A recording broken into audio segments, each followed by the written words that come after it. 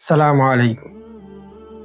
মুহাম্মদ সাল্লাল্লাহু আলাইহি ওয়াসাল্লামকে দুই যুগের সন্তান কেন বলা হয়, আজকে এই বিষয়টি জানানোর চেষ্টা করব আপনাদেরকে ইনশাআল্লাহ। দুই যুগে বলতে বোঝায় ইসমাইল আলাইহিস সালাম এবং মহানবী সাল্লাল্লাহু আলাইহি ওয়াসাল্লামের পিতা আব্দুল্লাহকে। ইব্রাহিম আলাইহিস সালামকে যখন আল্লাহ তাআলা স্বপ্নযোগে নির্দেশ দিলেন, তুমি তোমার সবচেয়ে প্রিয় জিনিস কুরবানি করো, তখন তিনি তার পুত্র ইসমাইল আলাইহিস সালামকে কুরবানি করতে নিয়ে গিয়েছিল। ওই ঘটনা আমরা প্রায় সকলেই জানি। আজকে আমরা জানবো হযরত মুহাম্মদ সাল্লাল্লাহু আলাইহি সাল্লামের পিতা আব্দুল্লাহর ঘটনা। এই ঘটনা জানতে হলে আমাদেরকে এর আগেরও কিছু ঘটনা জানতে হবে, না হলে আমরা এই ঘটনাটি বুঝবো না। বনু জুরহুম গোত্র যখন খুজা গোত্রের কাছে হেরে গিয়ে মক্কা ত্যাগ করেন, তখন তারা মক্কা থেকে যাওয়ার আগে দুইটি কাজ করেন। একটি হলো জমজম কূপের মুখ বন্ধ করে তার সমস্ত চিহ্ন তারা মুছে দেয়, এবং দ্বিতীয়টি হলো কাবাঘরের ভিতরে যত মূল্যবান ধন সম্পদ ছিল তা তারা নিয়ে চলে যায়। এই ঘটনার পর প্রায় 300 বছর মক্কাবাসীদের কাছে জমজম কূপের অবস্থান অজানাই ছিল। এরপর একদিন আব্দুল মুত্তালিব একটি স্বপ্ন দেখলেন। তার কাছে এসে কেউ বলতে লাগলো, কুর্রা তাইয়্যিবা। তাইয়্যিবা অর্থ হলো পবিত্র। আব্দুল মুত্তালিব স্বপ্নের মধ্যেই প্রশ্ন করলেন, তাইয়্যিবা কি? তিনি কোনো উত্তর পেলেন না। দ্বিতীয় দিন রাতে তিনি একই রকম একটি স্বপ্ন দেখলেন, এবং সেই স্বপ্নে একই আওয়াজ তাকে এসে বলতে লাগলো, গর্ত করো সেই মহার্ঘ। তিনি আবারও প্রশ্ন করলেন, কি সেই মহার্ঘ? কিন্তু এবারও তিনি কোনো উত্তর পেলেন না। তৃতীয় দিন রাতেও সেই একই রকম স্বপ্ন তিনি দেখলেন, এবং সেই একই রকম আওয়াজ তাকে এসে বলতে লাগলো, জমজম খনন করো। তিনি আবারও প্রশ্ন করলেন, জমজম কি? এবার তিনি উত্তর পেলেন। সেই আওয়াজটি তাকে বলল, জমজম একটি কূপ, যা কখনো বন্ধ হবে না বা শুকাবে না। এখান থেকে হাজিরা পানি পান করবে, যা রয়েছে গোবর এবং রক্তের মাঝে। তার কাছেই রয়েছে সাদা পা বিশিষ্ট কাক এবং পিঁপড়ার আবাস। এই দুর্বোধ্য সাংকেতিক কথাবার্তা আব্দুল মুত্তালিব কিছুই বুঝলেন না। পরদিন সকালে তিনি যখন কাবাঘর তওয়াফ করছিল, তখন তার কাছেই তিনি দেখতে পেলেন গোবর এবং রক্ত। সেগুলো ছিল জবাইকৃত একটি উটের গোবর এবং রক্ত, এবং সেই স্থানেই তিনি সাদা পা বিশিষ্ট একটি কাক দেখতে পেলেন, এবং পিঁপড়ার বাসাও সেখানেই ছিল। তারপর তিনি বুঝতে পারলেন এই স্থানের কথাই তাকে স্বপ্নের মধ্যে জানানো হচ্ছিল। এখানেই রয়েছে তার পূর্বপুরুষের জমজম কূপ। তারপর তিনি তার পুত্র হারিসকে সাথে নিয়ে খোঁড়াখুড়ির কাজ শুরু করলেন। পিতা পুত্রের এমন খোঁড়াখুড়ির কাজ দেখে আশেপাশের লোকজন জড়ো হয়ে যায়। তারা এসে জিজ্ঞেস করে, তোমরা কি করছো? আল কাবার পাশে এভাবে খোঁড়াখুড়ি কেন করছো? তারা তাদের বাধা দেওয়ার চেষ্টা করে, কিন্তু আব্দুল মুত্তালিব এবং তার পুত্র বাধা মানে না এবং খোঁড়াখুড়ির কাজ চালিয়ে যায়। আব্দুল মুত্তালিব কেন এমন কাজ করছে তা তারা বুঝতে পারে না। তারা এক পর্যায়ে হাল ছেড়ে দিয়ে সেখান থেকে ফিরে যেতে শুরু করে। তখন আব্দুল মুত্তালিবের চিৎকার শুনে তারা পুনরায় ফিরে আসে। এসে দেখতে পাই আব্দুল মুত্তালিব জমজম কূপের ঢাকনা উন্মোচন করেছে। এরপর উপস্থিত কুরাইশ নেতারা এসে বলতে লাগলো, হ্যাঁ, এটাই তো আমাদের পূর্বপুরুষ ইসমাইল আলাইহিস সালামের কূপ। এ কথার দ্বারা তারা ইঙ্গিত করলো যে এই কূপের মধ্যে তাদের সকলেরই অধিকার রয়েছে। কিন্তু আব্দুল মুত্তালিব বললেন, আমি স্বপ্নে এই কূপের খোঁজ পেয়েছি, আমি এই কূপ আবার উন্মোচন করেছি, তাই এই কূপের মালিক আমি। কিন্তু তারা তা মানল না। তারা বলতে লাগলো, আমরা সকলেই ইসমাইল আলাইহিস সালামের উত্তরসূরি, তাই আমাদের সকলেরই এই কূপের মধ্যে অধিকার রয়েছে। আব্দুল মুত্তালিব মনস্থির করলেন এই কূপের মালিকানা তিনি কারো হাতে দিবেন না। তারা তর্ক চালিয়ে যাচ্ছিল।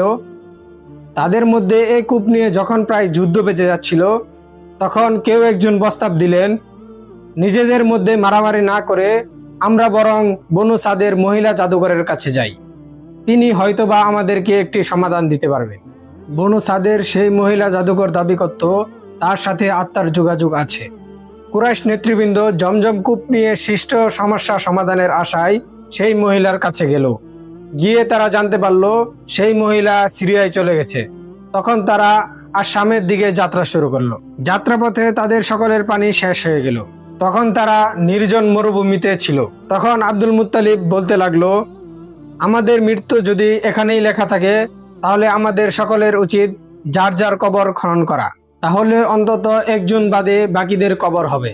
তার কথা মতো সকলেই কবর খুলে সেই কবরেই শুয়ে রইল।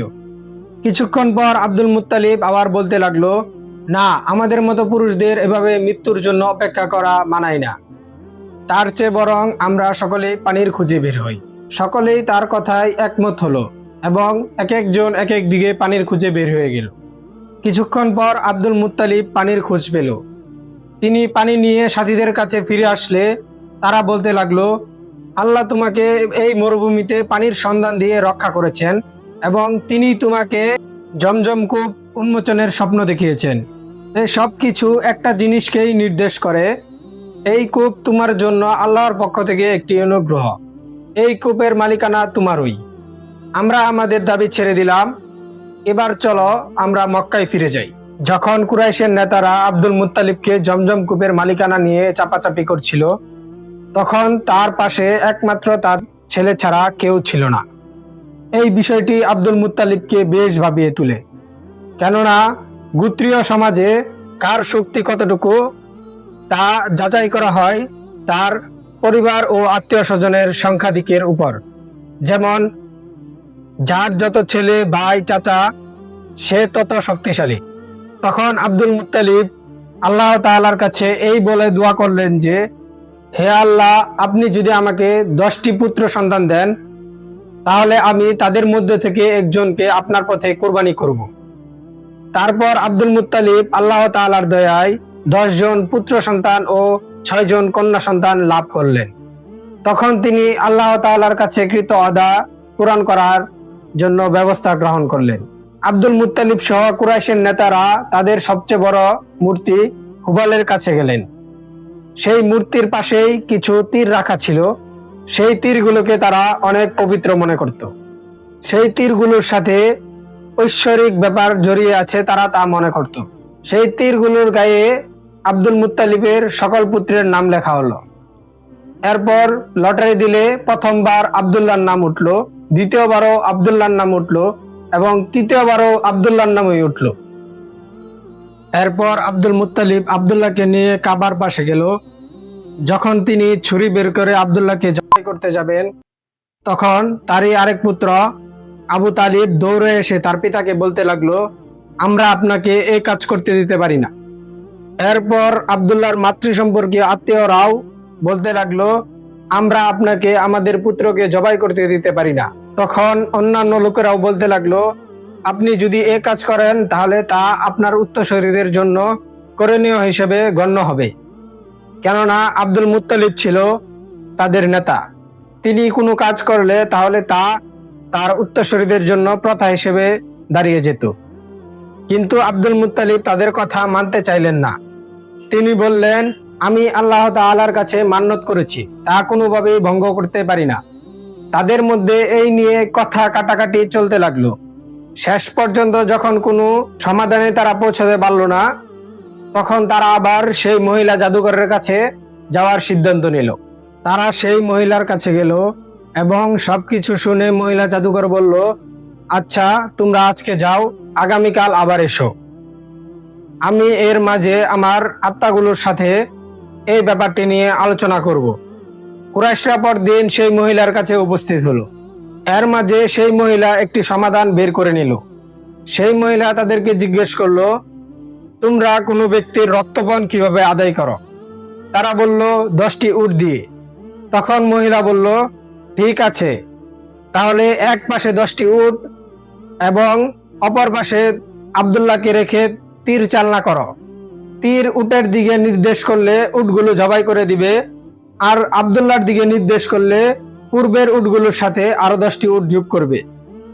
কুরাইশরা এতে রাজি হলো এবং মক্কায় ফিরে গেল। মহিলা জাদুকর যা যা বলল কুরাইশরা ঠিক তাই করলো। যতবার এই তীরটি আব্দুল্লাহর দিকে নির্দেশ করলো ততবারই 10টি করে উট বাড়াতে লাগলো।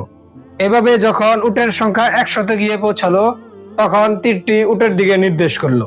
তখন কুরাইশের লোকেরা আব্দুল মুত্তালিবকে বলতে লাগলো, অবশেষে আমরা তোমার পুত্রকে জবাইয়ের হাত থেকে রক্ষা করতে পারলাম। কিন্তু আব্দুল মুত্তালিব বলল, না, এখনো শেষ হয়নি, আমরা আরেকবার লটারি করব। তারা আরো দুবার লটারি করলো এবং প্রতিবারেই তীরটি উটগুলোর দিকে নির্দেশ করলো। অবশেষে সেই 100 উটকে জবাই করা হলো। আব্দুল মুত্তালিব খুবই দয়ালু ছিলেন, তিনি নিজের জন্য কোনো গোশত রাখলেন না। মানুষরা খেয়েও যাচ্ছিল এবং সাথে করে নিয়েও যাচ্ছিল। তারপরেও অনেক গোশত অবশিষ্ট ছিল যা পশু পাখি খেয়েছে। আর আরেকদিকে কুরাইশদের কথাই সত্য প্রমাণিত হলো, যেখানে আরবের রক্তবন হিসেবে 10টি উট দেওয়া হতো, সেখানে আব্দুল মুত্তালিবের 100 উট জবাই করার পর থেকে রক্তবন হিসেবে 100 উট দেওয়া হতো। আর ইসলামেও সেই রীতি বহাল রাখা হয়েছে। এই জন্যই আমাদের হযরত মুহাম্মদ সাল্লাল্লাহু আলাইহি সাল্লামকে দুই জবিহের সন্তান বলা হয়। ঘটনাটি আমার কাছে অনেক ভালো লেগেছিল, তাই আপনাদের সাথে শেয়ার করলাম। আপনাদের যদি ভালো লাগে তাহলে কমেন্ট করে জানাবেন। ধন্যবাদ।